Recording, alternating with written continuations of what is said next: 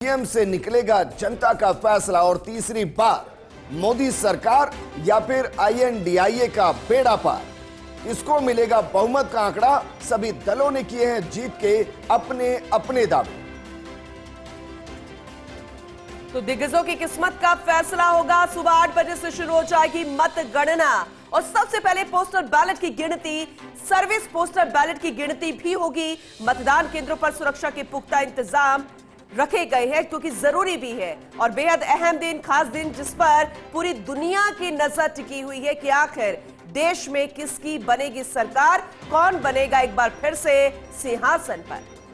और सबसे पहले शुरुआत होगी बैलेट पेपर की गिनती के साथ, क्योंकि जो सरकारी कर्मचारी और जो किसी भी वजह से पोलिंग बूथ पर जाकर वोट नहीं डाल पाए, उनके वोटों की गिनती सबसे पहले की जाएगी। और जिस तरीके से कल हम इलेक्शन कमीशन को सुन रही थी, सुबह 7:30 बजे के आसपास पूनम स्ट्रांग रूम को खोला जाएगा और वो तमाम राजनीतिक दलों की मौजूदगी के अंदर होगा। और उसके बाद 8 बजे से बैलेट पेपर की काउंटिंग शुरू होगी। और फर्स्ट इंडिया वादा करता है कि बैलेट पेपर की पहली काउंटिंग से लेकर रुझान आने से लेकर परिणाम तक सब कुछ हम आपको सबसे पहले बताएं।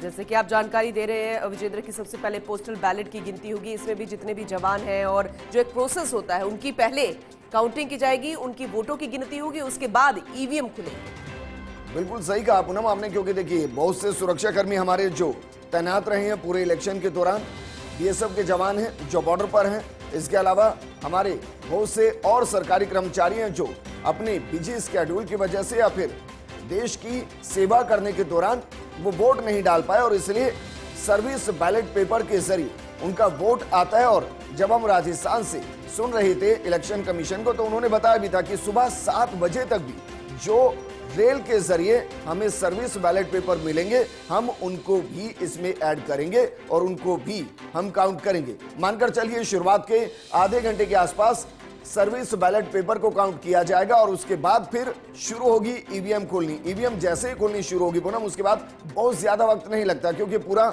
इलेक्ट्रॉनिक सिस्टम है और उसमें बहुत ज्यादा वक्त नहीं लगता कि किस पार्टी को कितने वोट मिल रहे हैं। और हम मानकर चल रहे हैं कि 10 से 11 बजे के आसपास पहला पुख्ता रुझान और उसके बाद परिणाम आना शुरू हो जाएगा। बिल्कुल, और ऐसे में सुरक्षा के पुख्ता बंदोबस्त किए गए हैं क्योंकि जब आप वोट डालने जाते हैं तब भी इस तरीके की व्यवस्था होती है, किसी तरह की कोई भी गफलत ना हो, चूक ना हो, लापरवाही ना हो और कोई इस तरह की खबरें ना आए जिसमें कोई विवाद जैसी स्थिति बने। और ये काउंटिंग का वक्त है क्योंकि नतीजे जिस तरीके से निकल कर आएंगे, किसी को निराश करते हैं, किसी को उत्साहित करते हैं, किसी को खुशी करते हैं और इसीलिए ये अपने आप में बेहद खास है। लेकिन सुरक्षा के पुख्ता बंदोबस्त, लेकिन विजेंद्र कुछ ऐसे सेंसिटिव एरिया भी होंगे जहां पर धारा 144 भी लागू की गई होगी। बिल्कुल की गई होगी और देखिए त्रिस्तरीय सुरक्षा व्यवस्था है। और उसके बाद जयपुर में राहत की बात यह है कि जब हम बिजू जॉर्ज जोसेफ को कल सुन रहे थे तो उन्होंने कहा कि हम ट्रैफिक डाइवर्ट भी नहीं करेंगे, ट्रैफिक को रोकेंगे भी नहीं। हम कोशिश करेंगे कि जिस तरीके से यातायात सुचारू चल रहा है उसी के साथ चलता रहे, उसी के बीच में हम काउंटिंग करा पाए। उन्होंने ये भी कहा कि क्योंकि आचार संहिता लगी और इसके बीच में जो भी विनिंग कैंडिडेट होगा, जो जीत जाएगा, उसको रैली और प्रदर्शन करने की अनुमति नहीं होगी। और ये व्यवस्था पुलिस को संभालनी और वाकई में ये एक चुनौती होती है, क्योंकि जब कोई कैंडिडेट जीतता है तो उसके बाद उसके जो कार्यकर्ता होते हैं बहुत ज्यादा उत्साह के साथ होते हैं और उन्हें कंट्रोल करना बेहद मुश्किल होता है। लेकिन जिस तरीके से पुलिसिंग फिलहाल काम करी है, मानकर चल रहे हैं कि ज्यादा दिक्कत नहीं होगी। और जिस तरीके से निष्पक्ष निर्भीक ये चुनाव कराया गया, उतने ही शानदार तरीके से काउंटिंग भी होगी। और इसलिए सभी पार्टी उम्मीदवार जो हैं, जितने भी प्रत्याशी हैं, वो इस बात को लेकर उम्मीद कर रहे हैं कि जो